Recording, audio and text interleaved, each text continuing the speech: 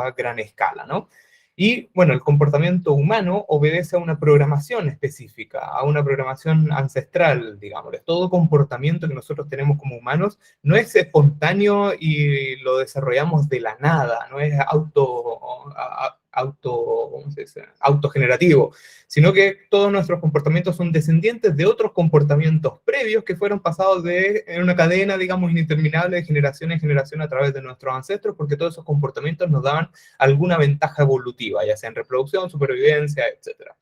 Y el axioma 3 es que toda esa programación, digamos, que nosotros los humanos tenemos, es explicable de manera bastante cohesiva y articulada a través de las ciencias evolutivas. Entonces, lo que yo digo acá es que normalmente las ciencias evolutivas te pueden dar acceso a las raíces de dónde vienen los comportamientos, de dónde evolucionaron esos comportamientos, por qué nos gustan las cosas que nos gustan, por qué nos gustan más las cosas redondas que las cosas puntiagudas, por qué nos gustan los espacios abiertos en vez de los espacios cerrados.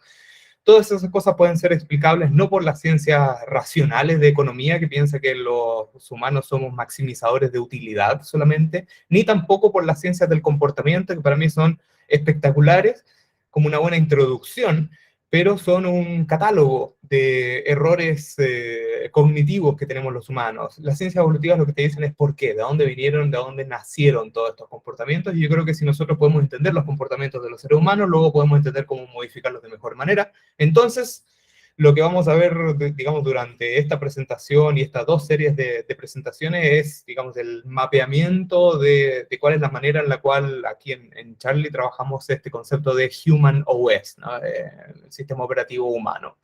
En gran síntesis, lo que voy a argumentar aquí es que nosotros tenemos 4 Darwinian drives o impulsos darwinianos, que son supervivencia, reproducción, selección familiar y reciprocidad, digamos que son como el modelo estándar en biología evolutiva, psicología evolutiva, y esos impulsos funcionan, digamos, como nuestro sistema operativo. Todo lo que hacemos está linkeado a objetivos de, ya sea reciprocidad, reproducción, supervivencia o privilegio a la familia o a tu propia línea genética. Pero debajo de ese sistema operativo grande, digamos, debajo de esas 4 grandes pilares, tenemos un montón de adaptaciones que fueron generándose a lo largo del tiempo y fueron heredadas de generación en generación, y esas adaptaciones nos permitieron adaptarnos, obviamente, a nuestro ambiente, y las analogizo un poco a aplicativos. Son como aplicativos que corren bajo este sistema operativo, y esos aplicativos son, no sé, por ejemplo, exogamia femenina, que las mujeres tienden a buscar pareja hacia arriba, mientras los hombres buscan pareja lateral o hacia abajo, porque las mujeres toman mucho más riesgo en el embarazo, por lo tanto necesitan tener acceso a una pareja que pueda garantizar recursos para no morirse durante parto y posparto, y en la alimentación de la cría humana, que claramente sale a medio cocinar todavía. Bueno, pues si las mujeres en realidad parieran a nuestras crías humanas con el tamaño de cabeza que debiesen tener, no estaríamos programados, no podríamos tener locomoción bipedal. Las mujeres serían cuadrúpedas y los hombres estarían caminando en 2 patas. Entonces, claramente eso no es muy sexy, ni siquiera imaginárselo. Y tenemos estos aplicativos, como por ejemplo ornamentación sexual también. Nosotros nos adornamos un montón, pero esto es un fenómeno que todos los animales hacen. Solicitud parental también. Todas las crías de todos los mamíferos, incluso de los insectos, están programadas para solicitar atención y recursos de sus progenitores para poder sobrevivir. Y bueno, a lo que voy es que todas estas aplicaciones nosotros las corremos más o menos en el fondo, no nos damos muy bien cuenta de que todas estas aplicaciones están corriendo, y estas aplicaciones lo que hacen es regular nuestra química y física interna, regulan toda nuestra electricidad interna, nuestra química interna, nuestros flujos hormonales, los cuales regulan nuestros estados mentales, y nuestros estados mentales finalmente son los que mueven los hilitos del comportamiento de la marioneta de carne que somos nosotros los humanos, que al final somos marionetas de carne hechas para reproducirnos y para que nuestras reproducciones se reproduzcan y así sucesivamente, pues nosotros estamos programados por nuestros genes para hacer esto, y cuando vemos a la evolución desde el catalejo, un poquito hacemos zoom out, el mundo y la vida sexualmente reproductiva, digamos, para todos los animales, es más que nada la lucha de genes por preservarse y por sobrevivir versus sus aleles, que son los rivales de los genes, o los genes que hacen lo mismo, pero son otras copias diferentes. Al final del día nosotros somos bolsas de genes programadas nomás para subsistir. Entonces, durante la primera sesión que tenemos hoy, lo que vamos a hacer es esto, vamos a bajar directamente hacia comportamiento humano, vamos a ver un poco principios sobre evolución, cómo funciona la evolución, cuáles son los meta-instintos darwinianos, vamos a ver después cómo es la química de nuestro comportamiento, cómo hay distintos seres dentro de nosotros que se comportan de distintas maneras, obedeciendo distintos objetivos evolutivos, y luego en la próxima de diciembre vamos a subir y vamos a ver cómo diablos aplicamos todo eso a marketing, en realidad, cómo hacemos que se vendan más yogur, más servicios de, qué sé yo, de insurance para nuestros clientes a través de, no digamos manipular, pero modificar comportamiento, que es lo que hacemos en marketing. Entonces la segunda parte va a estar mucho más orientada a la acción. Ahora, entendiendo, digamos, que las ciencias evolutivas son poco políticamente correctas, es importante hacer un disclaimer aquí. Yo voy a describir un montón de cosas que pasan en la naturaleza, no voy a prescribir la moralidad de esos hechos. Entonces hay que definir lo que es natural a lo que es moral. Nosotros los humanos definimos qué es lo que es moral, pero no tenemos mucha injerencia entre qué es lo natural o no, ¿no? Entonces no hay nada más natural que llegue un oso y te coma desde el culo hacia arriba, como dice Sam Harris. Ahora, que sea moral o no, lo definimos nosotros. Entonces, no tomen todo lo que voy a estar presentando acá como una prescripción de cómo debiésemos comportarnos. Comenzamos con una introducción rapidita, crash course de biología evolutiva. Espero que les guste. Para esto hay que primero definir rápidamente qué es lo que es evolución. Evolución es súper simple de definir. Son cambios en rasgos hereditables, o hereditables, ¿sí es una palabra? Sí. Es cambio en rasgos hereditables en una población a lo largo de varias generaciones. Es decir, si sale una generación de pollos con, qué sé yo, con un cuerno arriba, tipo unicornio, en la primera generación no podemos decir que hay una evolución. Pero, ¿qué pasa si las pollitas empiezan a encontrar estos pollos con un cuerno de unicornio un poco más sexy y empiezan a seleccionar favorablemente hacia pollos que tienen este cuerno? Eventualmente la descendencia de ese pollo tiene más pollitos que tienen cuernos y así sucesivamente hacia arriba, y podemos decir que hay una evolución. Ahora, ¿por qué evolucionó un cuerno y el pollo se volvió un pollo córneo? Quizás puede ser por alguna presión selectiva, puede ser que utiliza ese unicornio, digamos, para defenderse y para atacar, o puede ser simplemente un ornamento sexual nomás, de que el pollocornio lo que hizo es crecer digamos, cúmulo de hueso y cartílago y calcio, solamente para decirle a las pollitas, mira, yo tengo tan buen fenotipo y tengo tantos recursos disponibles para mí que los puedo malgastar en crecer esta cosa que es completamente inútil para mí. Entonces, bueno, evolución es eso, es el traspaso de cambios. Y hoy en día el modelo operante en evolución, pues evolución anteriormente era como la supervivencia del más fuerte. Y no es necesariamente eso, porque si tú sobrevives y no te reproduces, no hay ninguna evolución, no pasas tus genes para adelante. Entonces pasó a ser como la reproducción del más fuerte. Y después, bueno, si tu reproducción no se reproduce, tampoco tus genes se quedaron. Entonces, la evolución entonces es un mecanismo que hace que tengamos nietos. Y así sucesivamente fueron pasando por varias hipótesis hasta que estamos en este modelo operante desde el año 70 ya, digamos, que es bastante atribuible a Richard Dawkins en el libro El gen selfish, se me olvidó la palabra selfish, pero bueno, el selfish gene. Y el modelo operante dice que nosotros somos, en síntesis, máquinas, somos biomáquinas designadas para propagar material genético. Que si lo miramos desde lejos, si llega una raza alienígena y nos mira a nosotros los humanos, y a no solo los humanos, sino que a toda la vida en el planeta, pues aquí en esta presentación tenemos que conectarnos con toda la vida del planeta. Voy a hablar muchas veces de humanos, pero la mayoría del tiempo me estoy refiriendo a vida, y idealmente vida sexualmente reproducible, no piedras ni otras cosas que no se reproducen sexualmente. Pero bueno, si los alienígenas estuviesen mirándonos, dirían, estos son genes que se pasan sucesivamente, y hay una competencia de cuáles son los genes que se pasan más hacia adelante. Y todas las adaptaciones que nosotros tenemos, ya sean alas, cuernos, labios más rojos, ojos más grandes, orejas gigantes, pezuñas, dientes largos, etc. Todas esas adaptaciones han sido codificadas por estos genes para darle facilidades a los organismos de pasar sus genes y esos mismos genes hacia adelante. Ahora, La evolución trabaja bajo 4 grandes mecanismos. Uno es mutación, esto es súper simple, a través de, no sé, radicales libres que llegan a través de la atmósfera, simplemente un gen, ¡pum!, se vuelve loco y crea una mutación específica, y que a veces esa mutación simplemente desaparece rápidamente en 1 o 2 generaciones, o puede ser que es una mutación espectacular que hace que la gente seleccione por ella, o los individuos, sea cual sea la raza animal, seleccione por ella. Por ejemplo, qué sé yo, una tortuga que comienza a tener protoalas y se convierte eventualmente en una tortuga voladora si es que las otras tortugas comienzan a seleccionar a estas tortugas, y las alas obviamente le dan una ventaja evolutiva a la tortuga en vez de un costo metabólico, pero también para que una tortuga tenga alas tiene que comer el doble o el triple. Entonces, si no puede encontrar tanto foliaje, el concepto de tortuga con alas no funciona muy bien.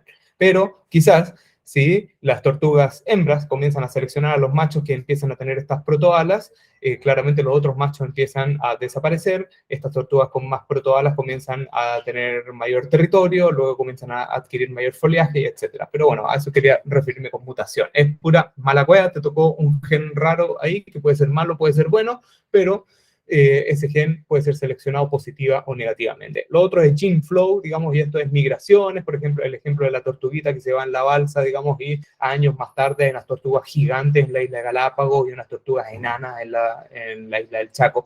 Y eso es porque las presiones de selección ambientales, digamos, y depredadores ahí, hacía que las tortugas gigantes pudiesen vivir tranquilas, pues no tienen tantos predadores, pero las tortugas chiquititas son mucho más fáciles de escapar, así que evolucionaron a ser más pequeñitas en el otro lugar. Después, drift genético, y esto también es como puro random, de que randómicamente apareció un humano con ojos azules, y bueno, eventualmente comenzamos a seleccionar a algunos humanos por ojos azules, pues nos parecía, wow, mira, esto es interesante y es cool, es diferente. O también puede ser, no sé, un volcán que hace que haya mucho sulfuro en el aire y algunas especies mueren y otras especies que estaban un poquito más adaptadas consiguieron sobrevivir. Y eso es un drift genético, no tiene ninguna, es puro randomness. Pero la última, que probablemente es la que todos pasamos en la escuela y la que todos conocemos, es selección sexual y selección natural, ¿no? Que los individuos que consiguen reproducirse de mejor manera, consiguen reproducirse de mejor manera hacia adelante, y su descendencia consigue reproducirse también de mejor manera. En este caso que están viendo ahí, bueno, los individuos que se mimetizan de mejor manera consiguen reproducirse de mejor manera. Y obviamente los individuos que son más agresivos contra otros individuos consiguen acapararse a todas las féminas y reproducirse de mejor manera, y así sucesivamente se da este concepto de selección natural y selección sexual. Vamos a hablar de embriología y, como les decía, nos vamos a conectar con el resto de los animales. Si ustedes miran un poco esta imagen no se ve linealmente como leemos nosotros de izquierda a derecha, sino que se ve de arriba hacia abajo. Son las etapas embrionales de distintos animales, ¿no? Tenemos ahí pescados, salamandras, tortugas, pollos, chanchos, ovejas, serían estos conejos, y al final los humanos. Y cuando vemos bien arriba, la verdad, casi todos partimos más o menos iguales. De hecho, los humanos tenemos agallas para respirar bajo el agua durante bastante tiempo de nuestro periodo de embriogénesis y de morfogénesis embriológica. Entonces, todos los animales, digamos, vertebrados, compartimos más o menos un plan general, como que todos, porque hay que pensar que no hay un feto humano específico. Los humanos parten de una célula que se va a reproducir, que se va dividiendo y dividiendo, así como los conejos también parten de una célula que se va dividiendo y dividiendo. Y al principio, digamos que somos todos bastante iguales, y luego vamos desarrollando estas características morfológicas que nos llevan a ser distintas especies. Pero esto para mí es bastante demuestra un poco que hay una planificación general, que son estos homebox genes que se llaman, que definen más o menos qué es lo que es un cuerpo y cómo un cuerpo va evolucionando hacia adelante. Y de hecho, la naturaleza es bastante sabia en términos de diseño de cuerpo, porque lo que hace es reciclar y reusar un montón de cosas. Entonces, por ejemplo, este es el concepto de homologia o homology. Cuando tú ves, por ejemplo, aquí pueden ver los brazos de un humano, un perro, un caballo, etcétera, son exactamente las mismas partes. Todos tenemos escápula, húmero, radio, ulna, etcétera. ¿Por qué? Porque los genes que hacen huesos son los mismos genes que hacen huesos en todos los animales. El gen que hace huesos en perros, hace huesos en pájaros, hace huesos en humanos, exactamente. El gen que hace húmeros y que se dedica a generar húmero, que es el hueso más largo que tenemos, digamos, en el brazo, es el mismo gen que hace húmeros en murciélagos. Y esto es porque todos compartimos, digamos, este plan genético y somos mayoritariamente genéticamente relacionados con casi todos los animales. Ahora voy avanzando un poquito más rápido.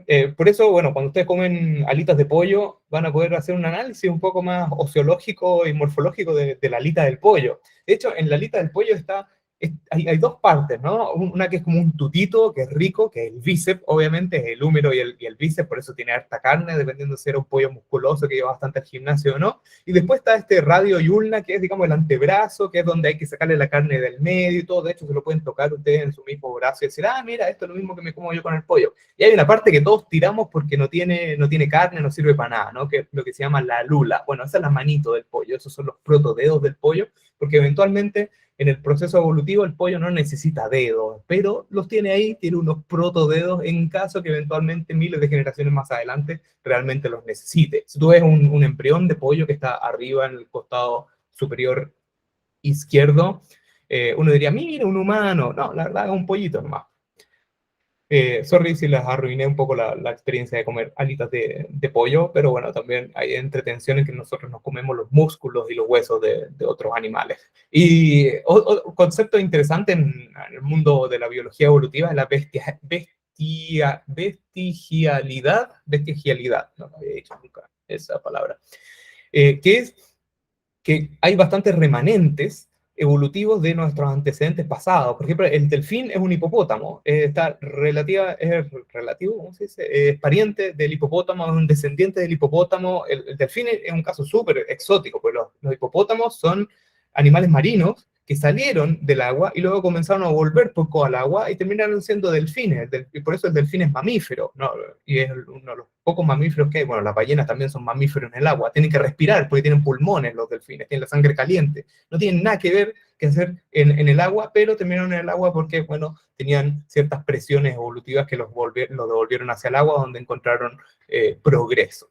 Y es por eso que si tú miras esqueletos de cetáceos, de delfines, tienen cadera y fémur. Entonces, ¿por qué diablo el esqueleto del delfín tiene unas protopiernas, unas piernitas ahí chiquititas? Y eso es porque todavía se mantienen esos rasgos vestigiales, porque la evolución dice, ¿sabes qué? Me cuesta 3 pesos generar estos fémures chiquititos, no tiene un costo metabólico tan grande, luego no pone en peligro al individuo, entonces de esta manera lo voy a mantener ahí en caso que vayamos teniendo nuevas generaciones que quieren salir del agua, por lo menos ya no parto desde cero, ya tengo un fémur con el cual empezar a crear una tibia, un peroné, etcétera, y deditos, etcétera. Después tenemos el mole, no sé, el topo ciego, que en realidad tiene ojos, pero los tiene tapados por piel, porque en realidad no los necesita. Pero eventualmente el topo ciego quizás evoluciona a necesitar un poco más de luz, a encontrar comida más afuera, y bueno, la naturaleza dice, por lo menos ya tengo ojos. Las serpientes, by the way, también tienen pelvis y tienen fémur. Uno nunca pensaría que una serpiente tiene una pelvis, ¿no? Pero ese es el concepto de bestiagilidad, como se escribe ahí. Y obviamente los humanos estamos llenos de rasgos vestigiales, tenemos más de 200 de hecho, desde las extra tetillas que tenemos, que particularmente son bastante masculinas, los hombres tienen más tetillas extras que las mujeres, no está bien claro por qué, pero bueno, están ubicadas donde estarían las tetillas de las perritas, de un montón de otros mamíferos, ¿no? El huesito que nos duele cuando estamos sentados mucho tiempo, el tailbone, no sé cómo se llama ese hueso. ¿Cómo se llama? Bueno, se me fue. El coxis, eso señor, muy bien, 3 puntos. El coxis que nos duele tanto es una cola, y es porque fuimos perdiendo la cola, pero todavía está ahí, y la evolución dice, bueno, a los humanos les duele un poco el culo, pero prefiero tener la cola en caso que la vayan a necesitar más adelante. Los huesitos, nosotros tenemos un montón de huesos en la oreja que permiten la rotación de la oreja, pero los tenemos completamente atrofiados, y esos son huesos que lo tienen todos los 257 especies de monitos. Aquí va para las mamás, para quienes sean mamás o para quienes tengan algún bebé alrededor, ese bonito reflejo del bebé que agarra el dedo y se afirma súper fuerte, es como, ay, qué lindo, etcétera, es un reflejo de agarrar pelo. que lo tienen todos los monos para agarrarse del pelo a la mamá para no caerse cuando están dando vueltas y lo están zamarreando en las arribas de los árboles. Tenemos pilierección también, no solamente la erección normal que todos conocemos, sino la erección pileal de pelo, que es un reflejo de todos los animales para hacernos más grandes, pero en nuestro caso, que nosotros somos un mono que tiene tan poco pelo, como que no ayuda mucho, pero por eso se nos para el pelo cuando estamos muy excitados o en una película de terror. Y atavismos son, ¿cómo se dice? Son callbacks, son referencias a cosas del pasado. Por ejemplo, hay humanos que nacen, de vez en cuando nacen humanos con una cola. Y bueno, esas son las mismas mutaciones anteriores que vimos. Si a las chicas les gusta y le encuentran sexy a los hombres con cola, múltiples generaciones, probablemente unos 10.000 años para adelante, los humanos vamos a tener cola y vamos a andar utilizando cola simplemente porque hubo una selección favorable hacia ese rasgo. Podría hablar 1000 horas de bestialidad humana, cuando me aprenda la palabra, obviamente, porque es súper interesante la cantidad de fallas y errores que nuestro cuerpo tiene, pero también son cositas interesantes de cómo la evolución se guarda algunos pesitos en el bolsillo en caso que lo necesite. Pero también tenemos este concepto de mismatch evolutivo, que es en realidad cuando estamos descuadrados en nuestro ambiente evolutivo versus el ambiente real, ¿no? El casito de las tortugas que tienen que salir, nacen ahí y se van caminando hacia la ciudad, porque la ciudad es mucho más brillante, las tortugas están diseñadas, digamos, para, pues no ven muy bien las tortugas, simplemente siguen la luz de la luna, pero claro, Santiago, bueno, no Santiago, pero no tiene playa, pero bueno, la costa de Viña, en el caso que hubiesen tortugas ahí, se van hacia la costa, hacia el sector 4 de Reñaca, las tortugas terminan, pum, pasando pericias. O el hedgehog, digamos que este animalejo que se vuelve ruedita nomás cuando lo ataca algo, pero claro, contra una Ford F-150 no tiene chance ninguna. Y los humanos también estamos en un descuadre, ¿no? Nosotros nos estresamos y pensamos que nos persigue un tigre cuando nos llega un correo de un cliente, y es prácticamente la misma respuesta. Tenemos un montón de otras cosas también. No estamos diseñados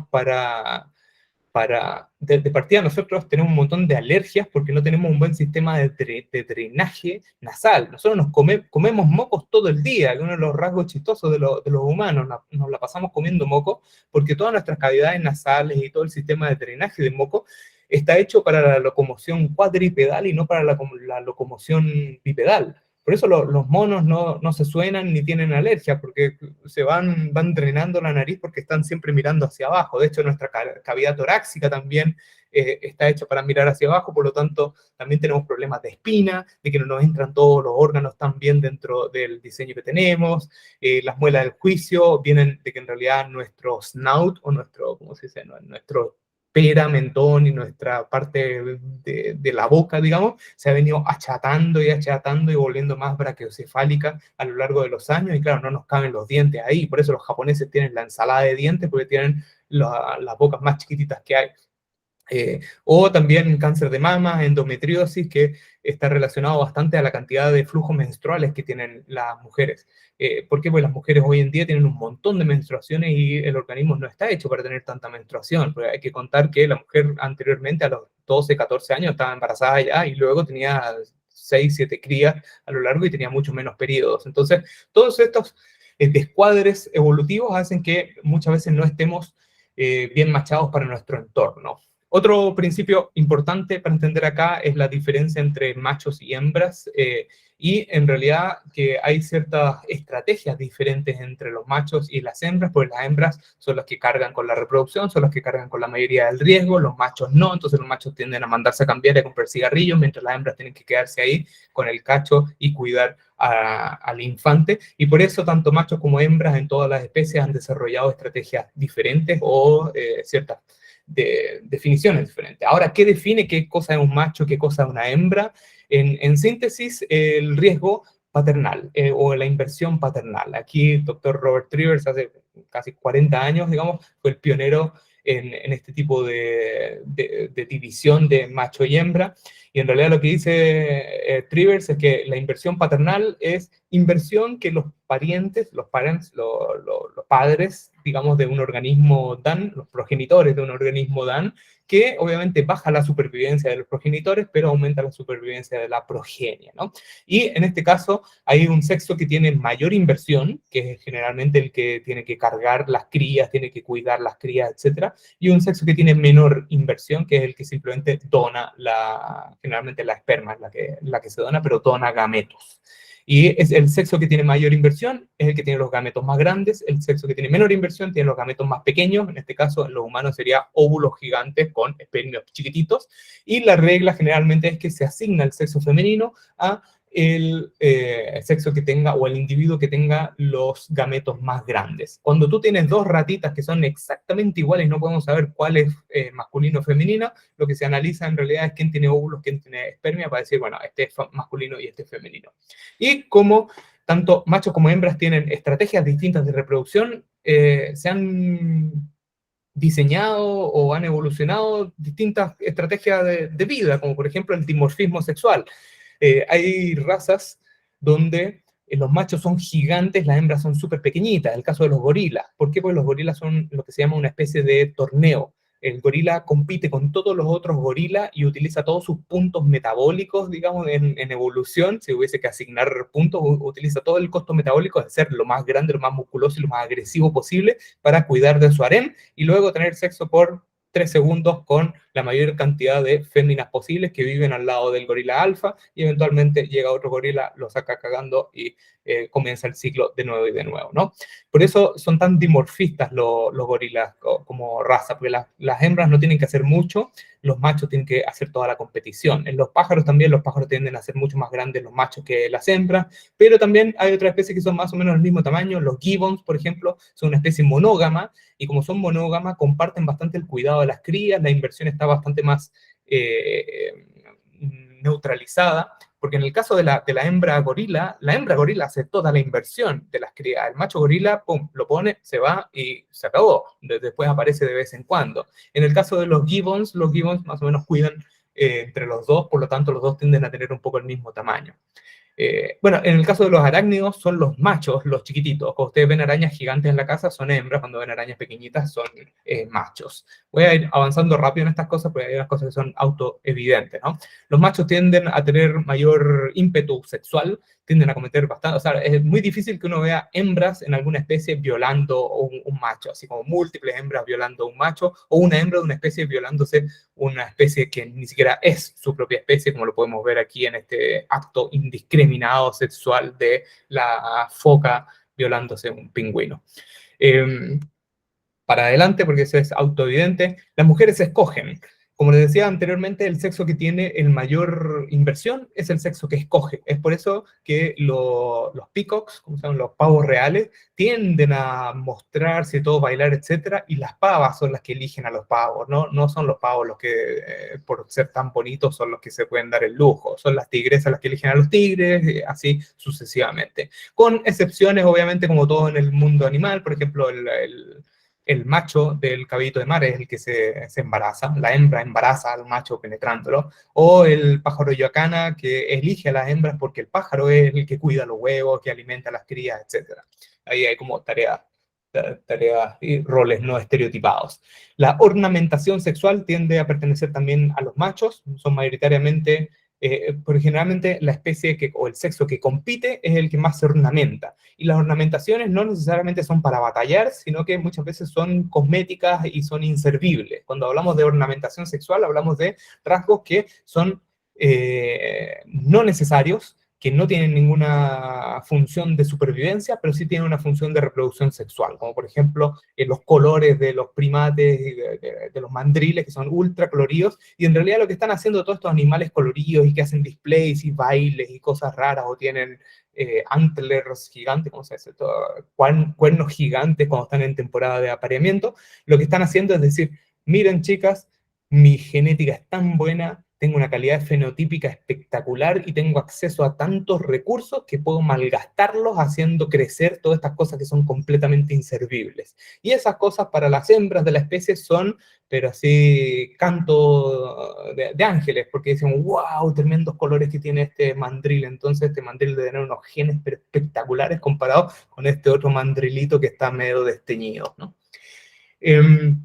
Pago por sexo también es algo que normalmente hacen los machos en las especies. Se habla de regalos nupciales, ¿no? Ahí está una de las experiencias más creepy, son el shrike, ¿no? Este pajarito el shrike empalador se llama, que empala a todas sus víctimas y las deja ahí moribundas o a veces muertas, ojalá en las espinas, solo para atraer hembras y para decir, mira, aquí está tu pago, y de esta manera el shrike muestra su calidad fenotípica. O los zancudos, lo de las mosquitas es súper cool, porque este zancudo, llega el zancudo macho y le ofrece una mosquita muerta o un bicho muerto a la hembra, y la hembra se comienza a comer, y esto pasa no solamente en los zancudos, sino que pasa en un montón de arácnidos e insectos, ¿no? El regalo nupcial.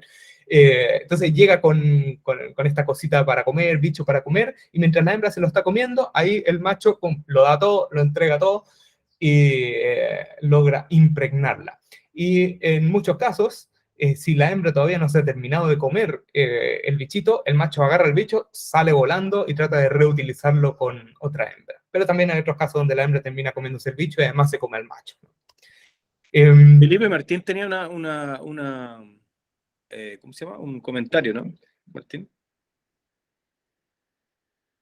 Estás muteado. Perdón, sí, estaba muteado. No, decía que en el caso de los alces, preguntaba si no era, además de ornamental, con fines de combate los cuernos. Sí, sí, hay rasgos que son multifacéticos, digamos, Claro. Pero el hecho de que sean tan gigantes no hace tanto sentido. Cuando uno tiene un rasgo que es muy, muy grande, es normalmente por una presión sexual más que de defensa, que lo vamos a ver un poquito más adelante con el cerebro humano. El cerebro humano no debiese ser ni tan grande ni tan complejo. Y eso, o sea, necesitamos nosotros un cerebro de un cuarto de lo que tenemos para defendernos y para sobrevivir, pero necesitamos todo el resto del cerebro para poder reproducirnos y para poder cortejar de manera eficiente. En el caso de los alces, por ejemplo, los antlers o los cachos son temporarios. ¿Por qué? Porque después se caen una vez que se acaba la temporada de apareamiento. ¿Por qué? Porque en realidad el costo metabólico de andar cargando esas cosas que se quedan atrapadas, que además te vuelven presa de cualquier otro atacante, porque no puedes ni siquiera correr.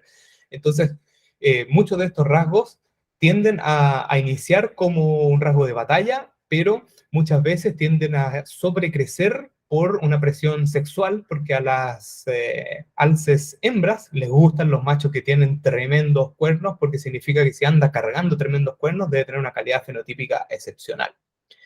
Entonces vamos a ver que todo este decálogo de diferencias entre machos y hembras en realidad son complementarios, no son individuales. Obviamente el macho alce también tiene agresión absoluta, por eso en Canadá y en Estados Unidos cuando empieza a hacer frío y los machos están en temporada de reproducción, la gente se esconde en las casas, pero si encuentra a uno, llegan los machos y se van en contra de las camionetas, atacan todo lo que hay, pero se les pasa después de que se les pasa la calentura, como a todo organismo biológico, cuando se nos pasa la calentura pensamos de manera mucho más clara. La agresión masculina, claramente hay mucho más agresión masculina que femenina. Esto no significa que la agresión femenina no exista, simplemente que es un rasgo mucho más masculino porque hay más testosterona, pero las mujeres también compiten también con agresión, muchas especies con agresión, otras especies más elevadas, digamos, compiten de manera coalicional, como los primates, todos competimos las hembras de manera coalicional. Armadura y armas, ahí de vuelta un poco a los cachos o a los... se me olvidó cómo se llaman las cosas que tienen colgando los renos, los antlers. Pero bueno, todo tipo de armaduras y armas han sido desarrolladas, mayoritariamente en los machos, cuando los machos son los que compiten. Cuando las hembras son las que compiten, la armadura la tienen las hembras. Y, número 8 de 10, sorry. Bimaturismo sexual. Esto es que las hembras tienden a madurar sexualmente mucho más rápido que los machos. Esto pasa bastante en primates, en pájaros también. Hay muchos pájaros que, si la temporada viene atrasada, si las condiciones climáticas no están buenas, los machos o las hembras en realidad no maduran sexualmente hasta que las condiciones para procrear estén de mejor manera. En el caso de los humanos, claramente las mujeres tienden a madurar sexualmente mucho más rápido que los hombres. O sea, tú ves niñas de 12 a 14 años y los niños están pero 2 años atrasados en términos de desarrollo físico muchas veces y desarrollo mental a veces más para atrás. Longevidad femenina también. Las mujeres hembras tienden a vivir bastante más. Esto también se refleja en humanos, porque en realidad los humanos, los hombres morimos rápido. Y esto viene porque los machos tienden a competir, tienden a tener más flujo de testosterona, y eso claramente te acorta la vida.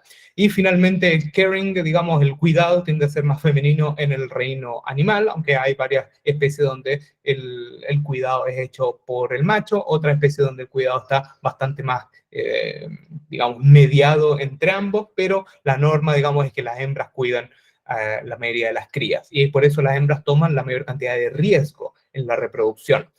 Por eso uno nunca ha visto una foto de la mamá pato y el papá pato con los patitos. Siempre el papá pato está ausente comprando cigarrillos. Pero bueno, he hablado mucho y muy largo sobre cuerpos, que es algo que me apasiona, pero en realidad lo importante más que morfogénesis y cómo estamos diseñados es empezar a hablar de mente, porque tenemos que hablar de comportamiento, y para poder hablar de comportamiento tenemos que hablar de la mente, y la evolución no es una cosa que funciona solamente en los cuerpos y se le olvidó el cerebro que funciona del cuello para abajo. Todos nuestros cerebros han sido evolutivamente creados también, así como los genes que generan húmeros y tibias, los genes que generan cerebros también son los mismos genes de cerebros que compartimos entre todos los otros animales, solamente que nosotros tenemos un cerebro mucho más potente, que luego vamos a ver por qué tenemos un cerebro tan potente. Entonces, vamos a pasar de biología evolutiva a psicología evolutiva. Voy a tomar una pausa de 7 segundos de hidratación. Seguimos. Psicología evolutiva, entonces.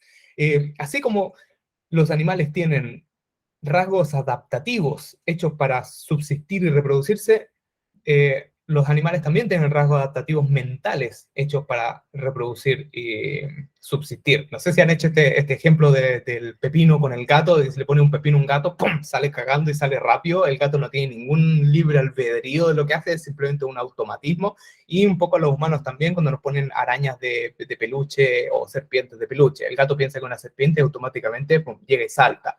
Los humanos también tenemos un sentido del disgusto, del asco súper profundo, que está aparentemente evolutivamente hecho para que evitemos patógenos y también evitemos copular con nuestros hijos y hermanos, y realmente ninguno de nosotros se puede excitar sexualmente por sus hermanos o por sus hijos, ¿no? Entonces de ahí viene el rasgo del asco. Entonces, lo importante es que si bien los cuerpos están hechos para propagar los genes, las mentes también. Y esto es súper importante de entender, que nuestra mente es simplemente un mecanismo de propagación genética. Y cuando vamos a psicología evolutiva, voy a hacer como unos bullets rapiditos de lo que dice Leda Cosmides, que digamos es junto con John Tooby, son dos de los pioneros del campo. Leda dice que la mente es un set de algoritmos y maquinita que procesa información que ha sido refinada a través de la selección natural a lo largo del tiempo para resolver problemas. Y para resolver problemas, en el caso de los humanos, que nuestros antepasados enfrentaron. Entonces, nuestro cerebro es un órgano físico que funciona en base a electricidad nomás, y cuya función es generar comportamientos. Por eso vamos a llegar a comportamiento al final. Y en la segunda parte vamos a ver cómo modificamos comportamiento. Pero lo importante es entender que el cerebro es una máquina que genera comportamientos apropiados al ambiente en el que estamos. Esto es como lo más importante de sacar de esta slide. Y también otra cosa importante es el concepto de la modularidad de la mente. El cerebro no funciona al unísono con una única objetivo. El cerebro tiene distintas áreas que se van prendiendo y distintos algoritmos que resuelven problemas que funcionan en paralelo y que han venido evolucionando generación tras generación y han sido exitosamente traspasados a través de las generaciones. Entonces nosotros tenemos mecanismos cognitivos especializados a distintas tareas que nosotros teníamos que encontrar a lo largo del proceso evolutivo, como por ejemplo reproducirnos, encontrar una pareja, encontrar comida, defendernos, saber si esta persona está coalicionando contra mí o no, etc. Todos esos mecanismos los fuimos heredando. Por ejemplo, cuando Grok, el cavernícola, comenzó a ser mucho más celoso que todos los otros cavernícolas que estaban al lado, y protegía a sus mujeres y atacaba a los hombres y desplazaba virulencia y vehemencia física contra otros hombres que se le acercan a su mujer. Claramente Brock tuvo ventajas reproductivas para esto, versus Greg, el otro cavernícola un poquito más pasivo, tranquilo, que no tenía celos, que le da lo mismo si Grok estaba hablando con su mujer, porque decía yo confío en ella, etc. ¿Y qué es lo que pasó? Greg no logró pasar sus genes hacia adelante porque terminó criando los hijos de Grok, que es otro concepto que vamos a ver más adelante, que es incertidumbre paternal. Entonces, los genes que hacen que seamos celosos son genes sumamente eficientes, por lo tanto, fueron pasados generación tras generación exitosamente. Y no los inventamos los humanos, los genes de los celos vienen de los primates y vienen de antes de los primates, de los marsupiales, reptiles, etcétera, vienen de mucho más atrás, ¿no? Pero bueno, todo gen que genera una conducta que es reproductivamente ventajosa logra ser pasado para adelante mucho más fácil. Y ahora nos ponemos inconfortables, digamos, incómodos con algunas cositas que nosotros sabemos sobre las diferencias entre machos y hembra, como por ejemplo que los machos tienden a estar más interesados en sexo sin commitment, digamos, sin ataduras, digamos, y idealmente con muchas parejas. O sea, por eso los machos tienden a fantasear con múltiples parejas y las hembras no hay muchas hembras que fantasean de estar en una orgía con varias parejas al mismo tiempo, ¿no? Las mujeres, obviamente, como cargan más riesgo en la copulación, son mucho más picky, choosier, se dice. Las mujeres son las que escogen a las parejas sexuales. Somos súper celosos también y actuamos completamente de manera irracional si es que alguien nos pone los cuernos. Preferimos simetría y piel saludable en todas nuestras parejas. Tenemos un sesgo hacia la simetría, particularmente también porque somos una especie, ¿cómo se dice? Bilateral, ¿no? Que tenemos dos lados. Eso es un truco genial de la evolución también, de que nos diseñó no asimétrico, nos diseñó simplemente partido por la mitad, pum, y duplicó, control T, y giró el otro lado del cuerpo, ¿no? Y obviamente amamos a nuestros hijos más de lo que amamos a los hijos del vecino. Tenemos un sesgo hacia nuestros propios hijos, tenemos una repulsión absoluta hacia tener sexo con nuestra propia familia. Y la pregunta es si estas cosas evolucionaron o son cosas que las fuimos aprendiendo, ¿no? No, esto fue porque lo aprendimos a través de la publicidad, lo aprendimos a través de la cultura, ¿no? Tener deseo sexual por mis familiares, ¿no? Y también lo otro es que estas cosas no son exclusivamente humanas. Estas son cosas que aparecen en macho y hembra de todas las especies que se reproducen sexualmente. Entonces, esta teoría de que somos pizarras blancas y que nosotros aprendemos y que nos vamos llenando de prejuicios y conocimiento a lo largo que vamos aprendiendo, pero en realidad no tenemos una naturaleza humana, es un concepto errado.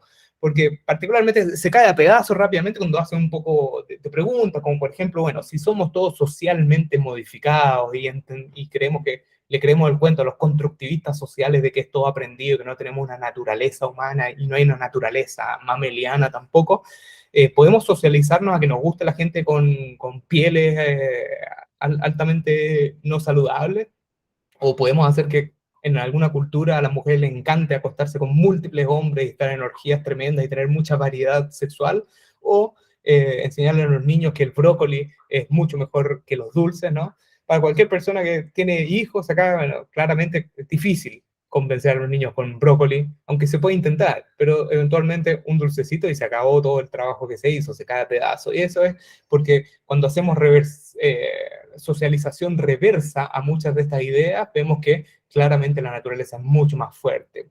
Por otro lado, también otra de las cosas que ataca este concepto de la pizarra blanca es que cuando te dicen, no, los niños aprenden a jugar con juguetes, con ruedas, y las chicas o las niñas con muñecas, pero eso es porque lo ven en la tele, en la publicidad. Bueno, los egipcios también lo hacían, los primates también lo hacen. Entonces, hay múltiples culturas, no hay ninguna cultura donde en realidad los hombres se acuestan con sus hijas, digamos. Son cosas que biológicamente están ahí hechas y que las fuimos heredando a lo largo del tiempo. Y también si miramos el comportamiento animal y vemos que todos los animales se mueven más o menos de la misma manera, podemos decir, bueno, los humanos también somos gran parte del reino animal.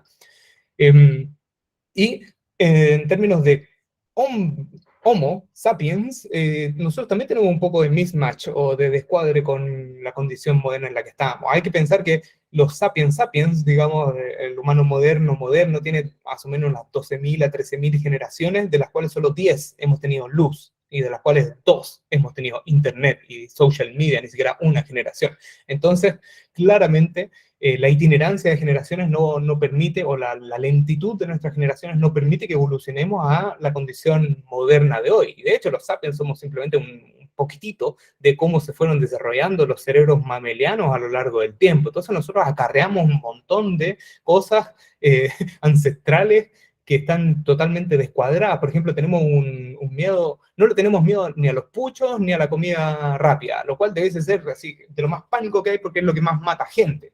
De hecho, a los anticonceptivos les debiésemos tener, pero pavor absoluto evolutivamente, pero le tenemos miedo desmedido a las arañas. Hoy una araña, ¡fum!, salimos corriendo, una rata, etcétera, salimos corriendo, a pesar de que nosotros somos un mamífero que es 250 a 1000 veces más grande que cualquier araña, y que cualquier araña la puedes matar rápidamente sin problema. Tenemos un pánico absoluto que ha sido heredado de todos los primates que tienen pánico a las arañas y todos los animales que tienen miedo a las arañas. Otra cosa chistosita también es que, bueno, el macho humano se excita con imágenes en doble dimensión, en 2 dimensiones, y cree que va a tener sexo con ellas, y tiene una erección, y puede eventualmente eyacular, dado la estimulación constante, con imágenes en una pantalla plana, que no tienen ninguna ventaja evolutiva. Pero también cargamos otras cosas un poco más oscuras, como nuestro, digamos, reticencia a estar con gente de otros colores, de otras naciones, ¿no? Y eso viene en parte porque tenemos nosotros un instinto rápido de decir, esta persona viene de otro lugar, puede tener un montón de patógenos que hagan que mi supervivencia y reproducción esté en riesgo. Pero todas estas cosas, obviamente, tratamos nosotros los humanos de culturalmente tratar de modificarlas y comenzar a arreglar ese mismatch. Como les decía, la mente es una máquina de propagar genes.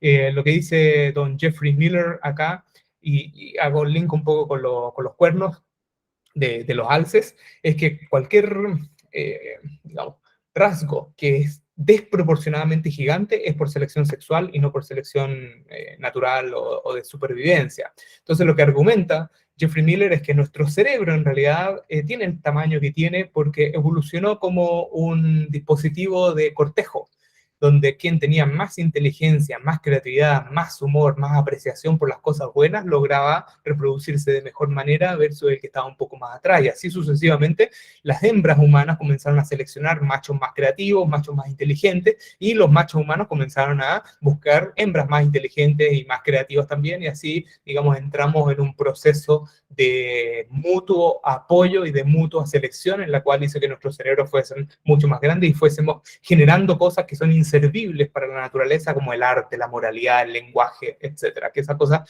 más que ser una necesidad de supervivencia y reproducción, son más que nada un dispositivo de cortejo hacia el otro sexo. Y como entre hombres y mujeres, machos y hembras humanas competimos en cortejo, tenemos distintas, ¿cómo se dice?, estrategias. ¿Por qué? Porque las mujeres toman el riesgo, en el caso de los humanos, la hembra mujer toma el riesgo de la reproducción, luego evoluciona distintos arquetipos o distintas, digamos, adaptaciones psicológicas para competir con los hombres, que obviamente el objetivo de los hombres es tener la mayor cantidad de descendencia posible, con la mayor cantidad de hembras simétricas, con buen fenotipo, y el objetivo de las mujeres es que la mayor cantidad de sus descendencias se descienda también y siga descendiéndose, por lo tanto tiene que seleccionar hacia machos que van a cuidar a los hijos y que van a proveer también para que no falte durante la etapa esencial. Entonces ese mismo decálogo que vimos anteriormente de diferencia entre machos y hembras también aplica bastante a nosotros, al macho y hembra humano, ¿no? En dimorfismo, el macho humano es un poco más grande, el macho humano tiene un poco más de sexual drive que la hembra humana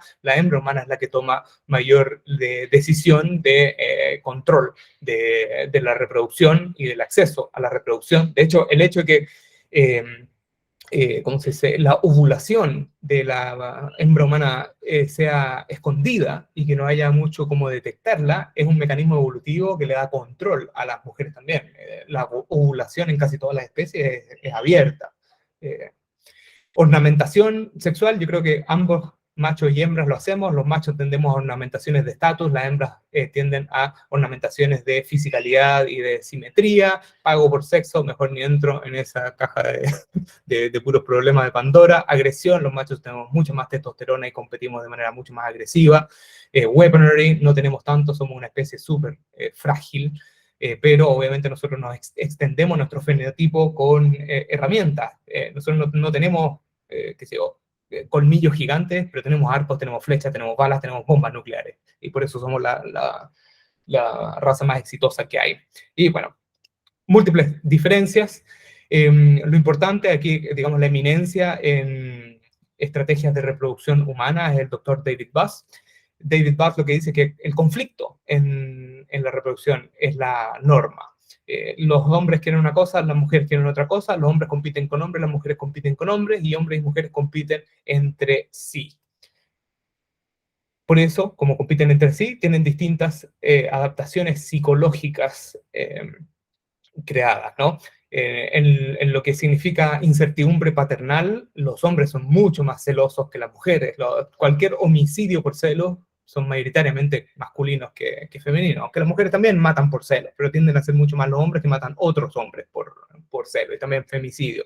Y eso porque no hay una cosa que se llame incertidumbre maternal, pero sí hay una cosa que se llama incertidumbre paternal. Y la incertidumbre paternal es lo que más mueve al macho humano. ¿Por qué? Porque si tú estás criando hijos de otra persona, esa es una sentencia a muerte genética inmediata. Entonces tus genes te programan para no morir genéticamente. Y avanzando, no es todo sobre sexo, aunque en la parte sexual, digamos, es donde hombres y mujeres, machos y hembras tienden a ser mucho más diversos. Hay otros 4 impulsos darwinianos, que son la reproducción, la selección familiar, la reciprocidad también, sobre los cuales nosotros actuamos. En lo que es supervivencia, esto es súper claro, súper straightforward. Nosotros tenemos un montón de adaptaciones hechas hacia la supervivencia, como evitar predadores, tener dolor, es arrancar rápido de algo. Cuando tienes miedo de alguna cosa, se te llenan los cuádriceps de sangre para salir corriendo. El neuroticismo también. Todas estas cosas están hechas para hacernos sobrevivir. El problema es que, bueno, mandamos correo y estamos todos neuróticos de los correos que llegaron hoy en día. En reproducción, como que ya lo toqué bastante este tema, pero tenemos un montón de estrategias también para retener a nuestras parejas, para maximizar los recursos que nuestras parejas entregan, para cambiarnos de pareja también. Siempre el humano tiene como un plan B, es solo un amigo, seguro, es un plan B en realidad, porque estamos programados para siempre tener un plan B o ¿cómo se dice? Un plan de salvataje en caso que nuestra pareja muera, que era bastante regular, y durante de esas 12.000 generaciones que vimos anteriormente de Homo sapiens, el 99,9% de ese tiempo lo pasábamos con parejas que morían y había que, digamos, reestrategizar. Selección familiar, esto es que nosotros privilegiamos genes, privilegiamos individuos que tienen genes compartidos con nosotros. ¿Por qué? Porque nuestros genes nos programaron para privilegiar individuos que tienen genes compartidos con nosotros. De esa manera nuestros genes pueden sobrevivir de mejor manera. Por eso nosotros daríamos nuestra vida por 2 hermanos, o más o menos unos 8 a 9 primos, pero no estamos tan seguros de que haríamos la vida por un extranjero o por alguien que no conocemos, y más todavía si tiene color de piel distinta y si no hay una relación directa familiar, ¿no? Entonces tenemos adaptaciones que privilegian a nuestros propios familiares. Eso es porque buscamos una especie de adaptación extendida de nuestros genes. Y también somos altruistas en términos de que cooperamos más de lo que somos selfish, digamos, tratamos de cooperar bastante. ¿Por qué? Porque cuando comenzamos a cazar grandes individuos, nos sobraba carne, y bueno, se generaron estas especies de bancos de carne, porque no había refrigeración. Entonces de esa manera tú repartes la carne por todos lados, y luego cuando otros cazan te reparten la carne de vuelta. Había también cambio de carne por favores sexuales, etcétera. Somos bastante cooperadores, pero somos cooperadores en aras de recibir de vuelta. Por eso también tenemos un montón de mecanismos mentales nosotros para saber si estamos recibiendo de vuelta o no. La envidia, digamos, te da cuando tú dices, yo estoy dando aquí y este no está dando. Entonces los humanos tenemos, particularmente los sapiens, tenemos claramente quién pagó la cuenta cuántas veces, y cuántas veces me han enganchado, digamos, cuántas veces este otro se está saliendo con la suya. Entonces tenemos estos 4 módulos darwinianos que les mostré. Debajo de ellos tenemos estos aplicativos que les digo yo, que son, digamos, solicitud parental, rivalidad entre hermanos y hermanas también. Los hermanos y hermanas también compiten porque la descendencia compite por recursos, así como cuando la mamá pajarito está regurgitando ¿cómo se dice? Los bichos, estos que come, estos bichos que caminan, los gusanos, y están todos los pajaritos ahí compitiendo entre ellos y el más grande empuja a los otros. Los humanos también hacemos exactamente lo mismo, ¿no? Las niñitas compiten con los niños, se empujan, tratan de hacer trucos así como cuando el que tiene hijos y tiene 2 hijos más o menos de la misma edad, va a ver que ellos compiten bastante, uno hace trucos como para solicitar la atención de los padres, y eso es un reflejo que tenemos todos los mamíferos de llamar la atención, porque eso significa más comida y eso significa mayor supervivencia. Estas adaptaciones son un montón. En el curso completo que tengo, bueno, voy una por una y las voy detallando un poco y después las voy atando a marketing, pero estas adaptaciones son selectivas.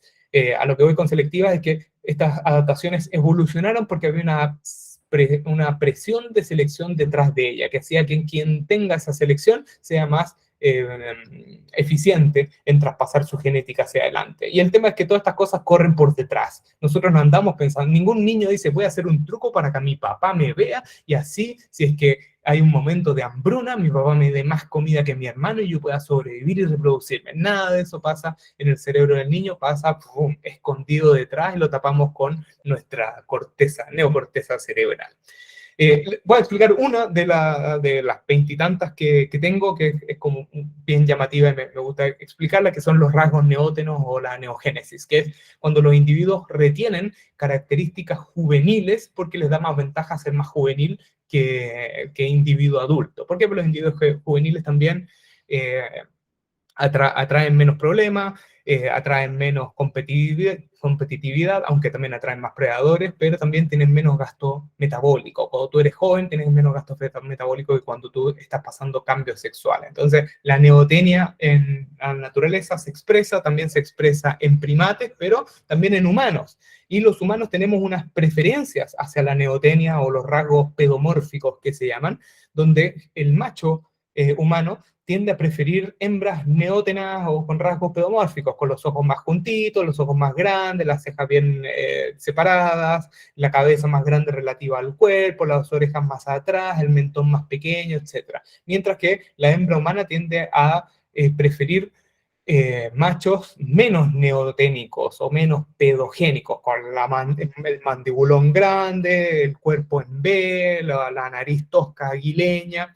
Generalmente las mujeres tienden a preferir eso para reproducción, aunque muchas veces las mujeres también tienden a preferir hombres con rasgos un poquito más neótenos para tener consistencia. ¿Por qué? Porque también hay un balance de riesgo acá que la hembra humana toma cuando se reproduce con este mandibulón de nariz aguileña. ¿Por qué? Porque la hembra humana también sabe que otras féminas también les gusta ese fenotipo, entonces dice, quizás este está bueno para tomarle los genes, para que mi descendencia salga con buenos genes, pero quizás no va a ser un buen proveedor y se va a arrancar a comprar cigarros mañana y me va a dejar botada. Entonces quizás tengo que bajarle un poco al rasgo antineóteno y irme con este que tiene los ojitos más bonitos y que tiene cara de buena onda. Pero cuando se hacen test y las mujeres están ovulando, tienden a ir por el nariz aguileña. Cuando no están ovulando, tienden a ir por el hombre que tiene la carita mucho más noble. Ejecuciones en marketing y en negocios, bueno, está este concepto del diseño pedomórfico o el diseño neóteno. Nosotros tenemos que tener una preferencia natural por cosas que están diseñadas, que se asemejan a bebés y que tienen rasgos bebeínos y bonitos. Pero bueno, esto va a ser más de la segunda parte de la presentación. Como eventualmente vamos a pasar por varias de estas adaptaciones específicas. Así que me estoy quedando sin tiempo y creo que me quedé sin tiempo, así que voy a hacer esta en un rush absoluto y rápido. Y si tienen que cortarle y decir enough, Felipe, para la lengua, yo corto y trato de invocarlo en la próxima. Quería entrar en comportamiento, en el iceberg de comportamiento y en entender en realidad que todos nuestros comportamientos, como les dije, son descendientes de comportamientos previos de los cuales nosotros no tenemos mucha idea. Y para eso hay que entender que el comportamiento es mayoritariamente biológico. Nosotros nos movemos en base a lo que nuestra química y nuestra física corporal dice, ¿no? Detrás de cada comportamiento humano, lo que tenemos nosotros es un proceso biológico que ha venido pasando de generación en generación. Y el cerebro determina qué acciones tomar en base a cómo se siente química y físicamente. Entonces vamos a analizar un comportamiento humano reciente que me imagino que todos vieron en el show de los Oscars. ¿Por qué pasó eso? Y cuando uno analiza un comportamiento humano, no lo puede analizar aislado, tiene que analizarlo en el contexto de segundos antes de que ese comportamiento haya acontecido, hasta milenios antes de que ese comportamiento haya acontecido. Entonces hay que preguntar, Don Will, ¿qué estaba pasando segundos antes? ¿Cómo estaba tu cerebro? Porque lo que hizo Will es simplemente la amígdala que dijo, ¡a la mierda! ¡Pum! Y mandó un cachetazo, y la corteza, la neocorteza cerebral, que es la que, digamos, controla a la amígdala, se apagó completamente, y la amígdala, digamos, agarró el manubrio y dijo, vamos para adelante, ¿no? Y porque segundo antes estaba cagado la risa, Will, ¿no? En minutos antes también. ¿Qué es lo que pasa? Cuando estamos nosotros en estrés, en hambre, en exhaustación, etcétera, nuestra amígdala tiende a estar mucho más excitable y nuestra corteza cerebral tiende a estar menos activa. Cuando estamos en un periodo un poco más largo y ya nuestras hormonas están consistentemente siendo excitadas, nuestra testosterona y glucocorticoides están dando vuelta por el cuerpo, nuestra amígdala está claramente más excitable. Entonces hay que tomar el contexto ahí. Y el contexto en meses y semanas para atrás también. Bueno, ¿cuál es la neuroplasticidad del cerebro de Will Smith? Porque también constante exceso de testosterona en el cuerpo y glucocorticoides en el cuerpo lo que generan es que tu amígdala esté mucho más sensible a el comportamiento. Y si vamos más para atrás todavía, bueno, cómo maduró tu cerebro y cómo se desarrolló tu cerebro en los antes de los 25 años, en qué ambiente estuviste cuando eras un feto, porque también nuestro cerebro se comienza a generar cuando somos un feto, y que nuestras madres estén expuestas a ciertos estresantes en el ambiente, generan también cambios en nosotros. Y después nos vamos más para arriba, bueno, ¿cómo eran tus antecesores, digamos, tus antecedentes? ¿En qué tipo de cultura fueron tus ancestros desarrollados, y digamos, de dónde vienen todos esos genes específicos? Entonces la respuesta a todo esto, que es un poco complicado explicar esto, ni este mismo man puede explicar por qué hizo lo que hizo, porque simplemente fue una reacción automática. Ahora, obviamente estoy tratando de describir este comportamiento y no estoy tratando de prescribir la moralidad de ese comportamiento, pero es importante entender que en lo que respecta a comportamiento, nosotros nos comportamos como nos sentimos, ¿no? Nosotros tenemos feelings, tenemos sentimientos que son cócteles hormonales, y esas son las cosas que mueven nuestro comportamiento. Ahora el tema es que en marketing es muy difícil entender cómo nos comportamos los humanos, porque si nos preguntan no tenemos ni idea, en parte porque nosotros no, como dijo Ogilvy, no pensamos lo que sentimos, no decimos lo que pensamos y no hacemos lo que decimos tampoco. Entonces es difícil, ¿no? Y también, como dice Kenrick aquí, muy difícil entender para el humano cuáles son los objetivos finales de sus comportamientos, por qué hizo lo que hizo. Nosotros tenemos causas próximas a nuestros comportamientos, pero tenemos causas últimas a nuestros comportamientos, y nuestras causas últimas son mayoritariamente causas evolutivas. Entonces, cuando hablamos de ponernos en los zapatos de otra persona, tenemos que en realidad ponernos en los genes de otras personas, entendiendo que nosotros no somos unidades individualizadas, sino que somos máquinas genéticas nomás. Y nuestros genes tienen un montón de objetivos en los cuales han desarrollado ciertos comportamientos para autoprotegerse, para evitar comportamientos que hagan que te enfermes. Por eso no nos gustan las fecas, los vómitos y los estornudos, etc. Tenemos también comportamientos de afiliación para poder establecer alianzas también que nos permitan ir hacia adelante y prosperar mejor. Buscamos estatus también para progresar y adquirir una pareja de mejor calidad, digamos, y obviamente luego que la adquirimos, tratamos de retener a esa pareja de alta calidad para que no te la robe otro, y finalmente tenemos disposiciones mentales también para cuidar a nuestra progenie. Todas esas cosas, todos esos objetivos son modulares en nuestros cerebros, y todos nuestros comportamientos están de alguna manera linkeados a esos objetivos. Como dice Colin Martindale, nosotros tenemos esos 7 grandes objetivos que funcionan como distintas personas dentro de uno, y distintas personas que toman el manubrio y van manejando dependiendo de cómo esté el ambiente. Cuando el ambiente está peligroso, cuando alguien te viene siguiendo, tu sub-yo de autopercepción es el que sale ahí. No estás preocupado de tu estatus y de cómo está tu carrera andando y de cómo están tus familiares progresando y necesidades un poco más de alto nivel, cuando estás corriendo de un asaltante que te quiere pegar un filudo, ¿no? Entonces, Lo que dice Martindale es que nosotros no somos un yo solamente, sino que tenemos distintos subyos que funcionan, digamos, como un consejo, como una junta directiva, como un consejo de ancianos que va tomando el manubrio dependiendo de cómo está el clima evolutivo en su momento. Entonces, por ejemplo, si te estás quedando a dormir en una casa embrujada, estás cagado de miedo, tu yo de la autoprotección es el que está ahí, constante. La amígdala está mirando, mirando, buscando problemas. Pero por otro lado, cuando estás saliendo de noche y estás buscando una pareja, no te preocupa la autoprotección. De hecho, la autoprotección se va porque uno toma más riesgo y está tratando de tener comportamientos mucho más de riesgo en orden de adquirir una pareja de mayor calidad. Entonces, todos estos subyos, digamos, se van pasando de momento en momento, dependiendo de cómo esté el ambiente. Pero sí hay una especie de pirámide, digamos, ¿sí? Así muy a la maslowiana, porque uno puede ver que a lo largo de que el humano se desarrolla en términos de años, distintos subyos están manejando. Por ejemplo, cuando somos bebés, self-protection, digamos, autoprotección, es el que manda. Los bebés tienen un montón de mecanismos de autoprotección, particularmente sonreír y mostrar los ojos bonitos, lo que hace que nosotros los mayores y los cuidadores nos derritamos y le entreguemos todo a los bebés. Ese es un reflejo nomás. Sorry que les diga que los bebés son maquinitas que tienen reflejos de autoprotección, pero en esencia todos los humanos somos maquinitas que tenemos ciertos objetivos. Después de que de que ya dejamos de ser bebés y somos niños, tratamos de evitar enfermedades, por eso los niños no comen muchas cosas, les gusta comer la misma cosa y comerían pizza todo el día, pero no quieren probar cosas distintas porque probar cosas distintas te pone más susceptible a patógenos. Pero luego de que crecemos de niños y ya somos niños un poquito más de, no sé, 10 a los 12, 15, comenzamos a preocuparnos de nuestro estado, de si tengo amigos, no tengo amigos, quién es el más popular en la escuela, etcétera, y comenzamos a tener necesidades y objetivos de afiliación, y nuestro subyo de afiliación está manejando.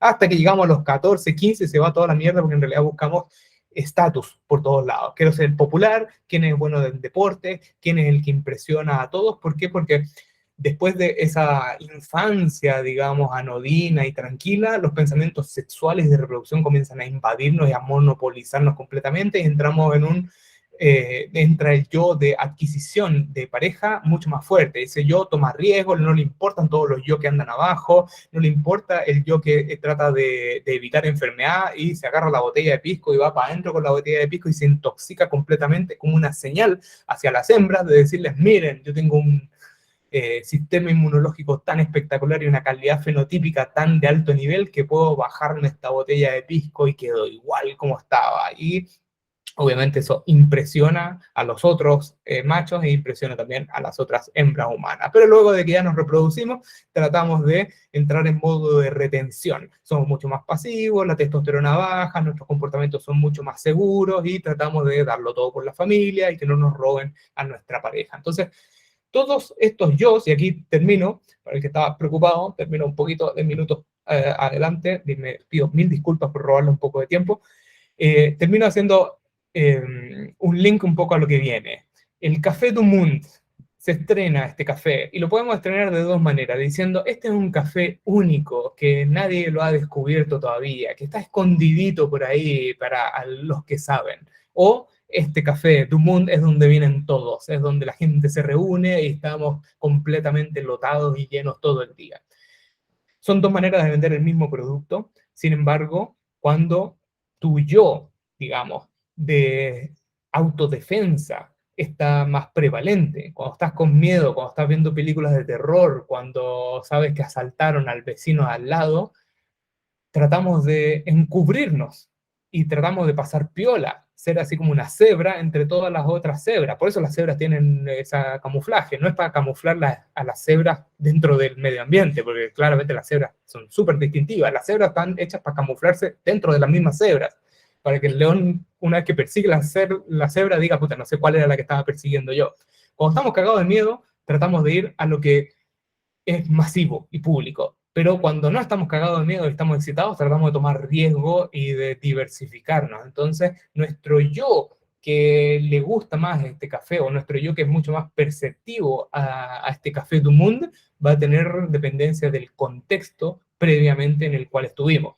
Si yo quiero vender el café du monde como el lugar único que casi nadie conoce, no voy a ponerlo en CSI, en las películas de terror. ¿Por qué? Porque la gente está cagada de miedo, está con la adrenalina y con la amígdala ahí excitada, y lo que menos quiere es, digamos, ser distinto al resto. Pero eso lo vamos a ver en la próxima, porque hoy a lo que nos dedicamos fue a bajar, a ir desde cómo desarrollamos huesos y cómo la evolución funciona, hasta cómo todo esto manipula nuestros comportamientos. Y en el cierre absoluto, lo que decimos aquí fue, hay metas evolutivas que le dieron forma a nuestros cerebros y a nuestros cuerpos.